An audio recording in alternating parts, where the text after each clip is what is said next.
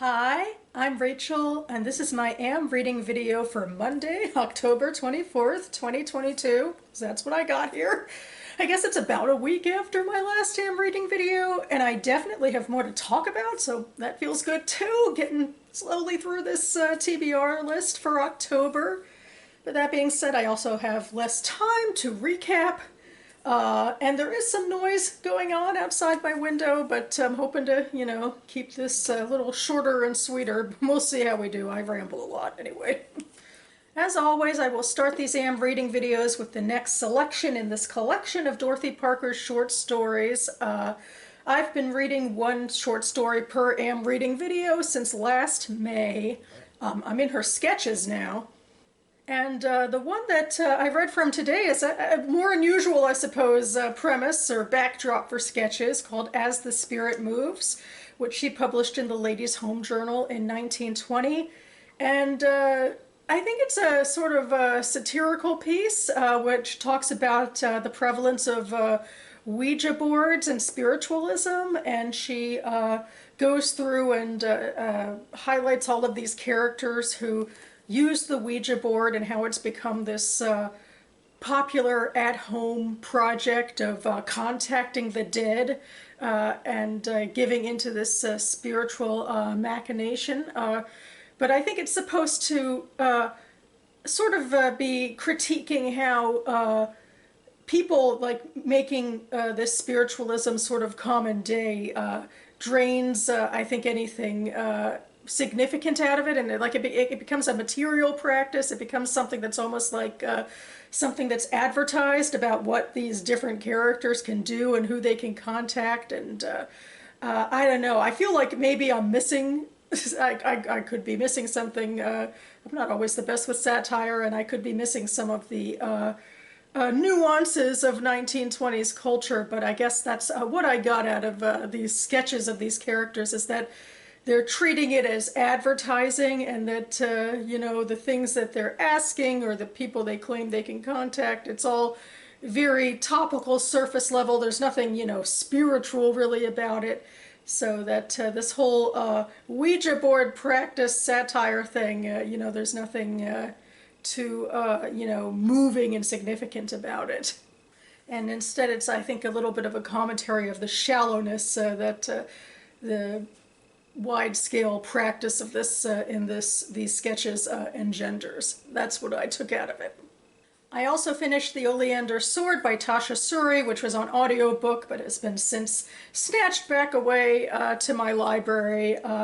And I think I was like 75% finished in the last damn reading video. There's not much to say, especially since, all the big spoilers are at the end. And I feel like my opinion hasn't changed too much. I liked it then, I like it now.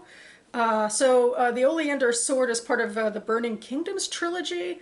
It's a secondary world fantasy based on Indian mythology, and we're following a cast of characters who are involved in a power struggle for an empire. Well, that's one storyline, and the second storyline centers on a certain land that they conquered that might be able to get out from under the thumb of the empire thanks to a romance between a major priestess of this, colonized land and the proclaimed empress who's trying to get control of her empire.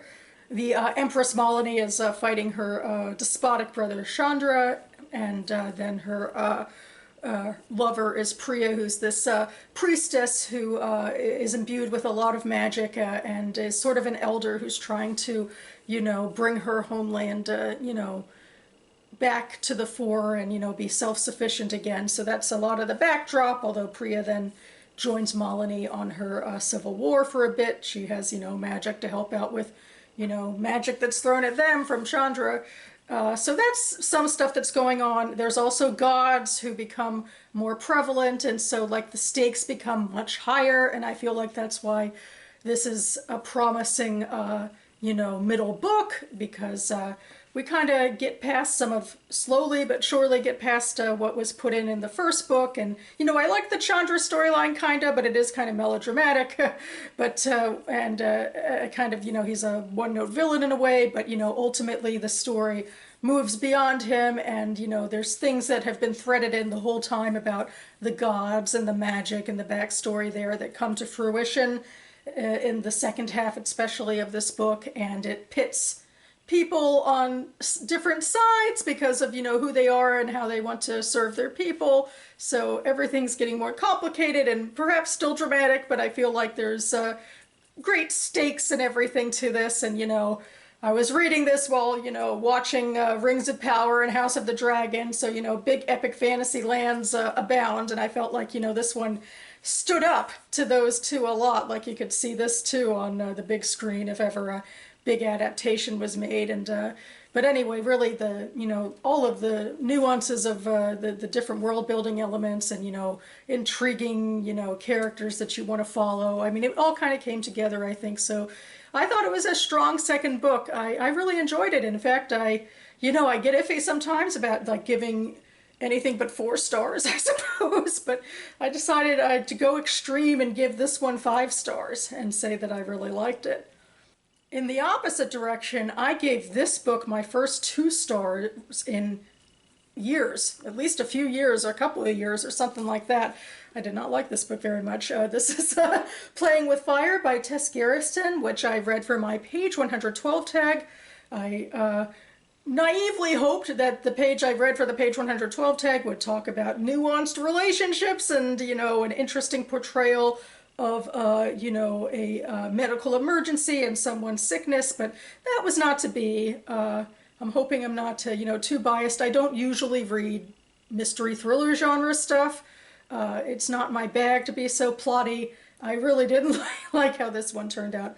Anyway, it's a dual timeline narrative. In the first timeline, we're following Julia, who is a renowned violinist who plays in a quartet, and she had a gig in Rome, and like at the end of her trip, she goes into this, mysterious little shop and finds a sort of decrepit piece of music that really calls to her. And I think some of it is like published gypsy music, and then there's like an unpublished, like handwritten waltz that's in there. And it calls to her as she's reading through the music, and she decides to buy it. And she goes home and she starts to play it on her violin, and then she zones out. And then lo and behold, her like 3-year-old daughter, Lily, has stabbed the cat to death, as you do.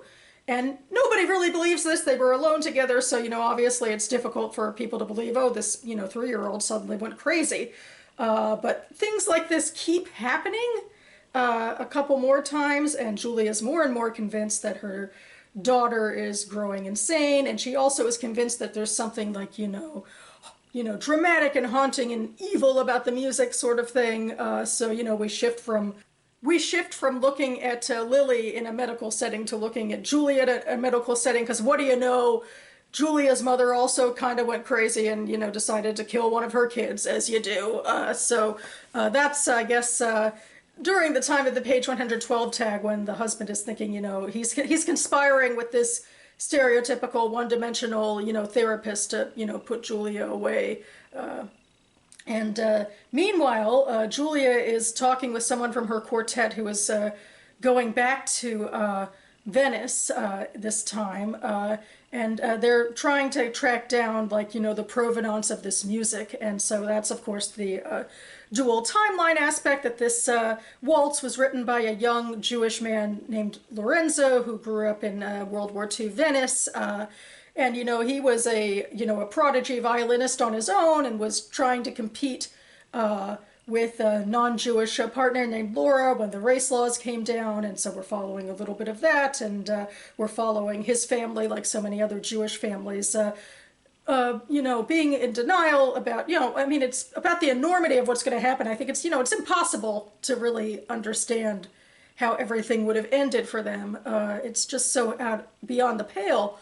But anyway, like the Venetian Jewish community, they're rounded up in 44, and they're sent to, labor camps. Most of them were ultimately shipped to Auschwitz, but Lorenzo has his violin with him, and they're sent to this transit camp first in Italy, and he's plucked out because the Nazis want to create a makeshift orchestra basically to play over the sounds of screaming and torture, you know, because this transit camp is becoming so big and processing so many people that it's turning into a death camp.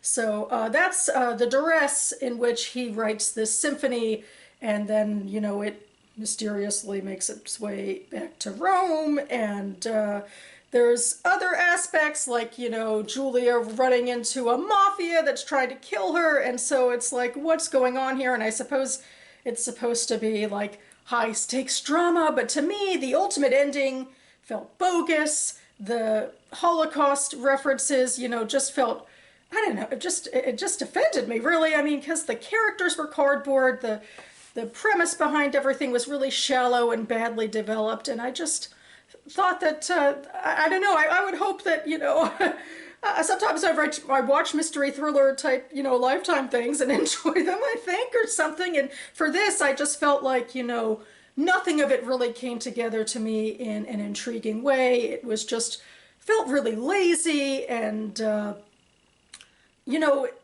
Gerritsen talked about how she really wanted to talk about righteous Gentiles, and that's what the Laura character was about, and she was barely in the story at all, so I don't know what was going on there. I really did not like this. I thought, yeah, there's not much more to say about it, except that Gerritsen did actually write the waltz herself, and that was beautiful. So I'll link to that down below to say something positive about this nonsense. Next, I return to my more traditional even keel 4-star waters, starting with The World Gives Way by Marissa Levien. This is a science fiction book. Earlier this year, I read a fantasy book that I put on a similar list with this science fiction book of books that 2021 Comic-Con was San Diego Comic-Con was touting, and this one really interested me because it is about a generation ship, and it also, I don't know, it's a little bit of a push and pull here. One thing I like about it is that there's an introspective element. It's actually an apocalyptic novel about the spaceship, the generation ship, having a crack in the hull that can't be fixed, and so the world is going to end. They're going to, you know, it's going to rupture, and everyone is going to die, basically, before they reach their destination, the planet they're supposed to be traveling to. And so I liked that aspect, but there were some genre aspects I didn't like as much. I mean, you know, police procedural cat and mouse genre aspects. But anyway, we're following two characters. Mira Dahl is a contract worker, and Levien wanted to go into the idea of class inequality in her setting. So the idea with the generation ship, which first of all is this really lavish ship, it's the size of Switzerland, but you know, it's not, this is not a scientific novel, but Levien predicates this with that the designers were able to basically make this into a mini Earth. A lot of cool stuff, like, you know, cities that kind of mesh together culturally, but also they put in like weather and desert, and, you know, there's a sun, and I mean, obviously that's getting into Truman Show sort of stuff, I guess, but, you know, that isn't a 24-hour cycle, which I guess, to be fair, you know, if you want to ground people, pardon the weird pun, but if you want to take people off of Earth and put them on a generation ship for the rest of their lives, maybe, you know, the structure of a, you know, 24-hour day would still be helpful. So anyway, this ship is traveling for 200 years, and the contract workers, you know, they've co-signed themselves and their descendants to be these contract workers, and basically slaves, indentured servants, until they reach planetfall. And then I guess presumably everyone will be equal again, and they will have paid off their dues. And you have to think, for this, you know, monstrosity of a ship, the only people who could be on are the extremely wealthy, you know, who can afford to live in such luxury, and then the, you know, the contract workers who keep up the fantasy. Except a big thing about this book is it seems like everyone's kind of forgotten how the ship works, and most people think of it as the world, which to a certain degree makes sense, but at the same time, you know, it's not like there's that much cultural, you know, amnesia. I mean, people still have memories of their grandparents from Earth, and plus in 50 years they're supposed to make planetfall, so, you know, they'd have to have some sort of frontier attitude. So I feel there's some, I got nitty gritty into some of the world building stuff here. I also thought the two main characters, I think I talked about one of them so far, Mira Dahl, and then the security guy who ends up doing a cat and mouse chase with her, they were both a bit two-dimensional. And the reason he's doing this cat and mouse chase is because Mira Dahl works for these high-up government officials who secretly know the world is ending, so they decide to do a suicide pact rather than, I guess, admit everything to the rest of the community. And they decide they can't kill their daughter, their like baby daughter, so they give her to Mira, I guess, to take care of for the rest of short life that exists. So Mira does end up, I guess, breaking into the safe. You'd think the Carlyles would at least, you know, give her money without her having to break into the safe. But anyway, she breaks into the safe and decides to leave. And I mean, basically, for this very brief amount of time for what's left, she is in essence free and has to decide how she wants to spend the rest of her life. And that's the interesting, you know, ruminations, interiority, literary stuff that I liked. I thought Tobias was a weaker character. He kind of had the same backstory as her, that he has these horrible, snobby parents who seem like exactly like Mira's horrible, snobby contract, you know, holders. So there just wasn't enough here in terms of really parsing the nuances of society. And anyway, of course, we start with the cat and mouse chase until the world is rupturing and earthquaking enough that ultimately the cat's out of the bag and everyone finds out that, you know, they're imminently, the world is going to, I guess, probably within, by that point, I guess within days or weeks, it's going to rupture. So basically, Tobias and his partners and everything give up the chase, but he already has met Mira and learned about the ending of the world through her. Anyway, I guess I'm giving a bit into spoilers, but basically he, you know, as a main character also enters the introspective, how do I live my life? And I liked those questions. I liked the ending. I thought actually there were interesting contract worker questions at the end of the book too, or resolutions at the end of the book. I don't like how we got there, but my literary mind likes the whole idea of, oh, the world is ending. How do we, you know, cope with this? It's, you know, Station 11 kind of inspired, but everything else about the generation ship stuff fell flat for me. And in general, I guess I'm biased too, because I want a generation ship book like Record of a Spaceborne Few by Becky Chambers, where it's not about things falling apart, at least in the literal physical way, but it's more about how society, you know, grows, or how, you know, it defines itself on a generation ship. And I don't think her characters and her society were well built up enough for that. Then I read Our Wives Under the Sea, or rather I listened to it on Hoopla, which is somewhat similar in a way in terms of literary and speculative elements, I think. Although technically I decided to class this book, I'm pretty sure it would be classed as just general fiction, contemporary literary fiction that came out this year that I was hoping to read for my mock reads front list reading. But anyway, it's a very short book, but very interior book. The premise is that we're following two narrators. One of them, Leah, is this marine biologist whose employer sends her on this mission. It's supposed to be for 3 weeks with 2 other people. And the mission is they'll descend in a submarine and, you know, be exploring life in the ocean in a deeper level, except that their malfunction happens almost immediately. The comms go out, and then the submarine continues to descend much lower in the ocean where, you know, it's impossible to escape because of the pressure and that sort of stuff. Fascinating stuff in here, if it's, I assume it's all accurate about how the submarine, you know, first of all was well stocked enough for them to be able to survive in terms of food, and then the way that oxygen works means that they wouldn't suffocate. So they are in fact stuck down there for 6 months with no way to contact anyone. Although, spoiler alert, they are ultimately saved, because in the second storyline we're following Leah's wife, Miri, who is taking care of Leah when she comes back. But the taking care of Leah part kind of goes from being somewhat realist into body horror type of stuff and surrealist sort of stuff, almost like, you know, Leah's turning into some sort of sea creature. But I'll leave it there, and it's not quite as, you know, I don't know, shocking 1960s, sea creature movie. It's all of that. This is a very introspective novel with a really strong voice, I think, about who these people are and what they're going through, because what they're going through is trying to understand, like, grief and uncertainty and being completely out of sync with the rest of the world. I mean, well, first of all, Leah's, I guess, company becomes very shadowy and kind of, flees the scene, but we don't really focus on any of that. We focus on how overwhelmed, well, especially Miri is, and then in Leah's sections, how she is. I kind of viewed this as a metaphor in a way that made it easier for me because I'm not huge into horror.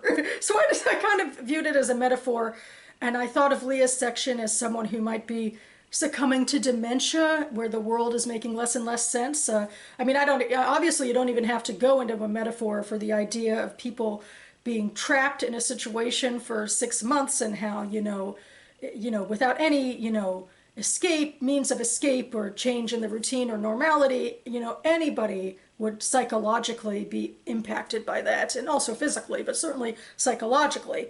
And then I took the part of basically the caretaking in the aftermath as Miri caretaking someone, through a debilitating disease, and just how difficult it is to, to help somebody when there's no clear answers, and how difficult it is to talk with other people. Maybe I identified with Miri too much as someone who basically holds things in and, buries her head in the sand a little, or, isn't proactive enough with the shadowy organization or that sort of stuff. But it was much more interior, about relationships, and, there's a backstory about their relationships with their parents and how it, influenced their relationship with each other. And there's talk about Miri talking about the ways that she dealt with this crazy reality from the 6 months where they had no idea where Leah was, and how she dealt with that, huge uncertainty in her life.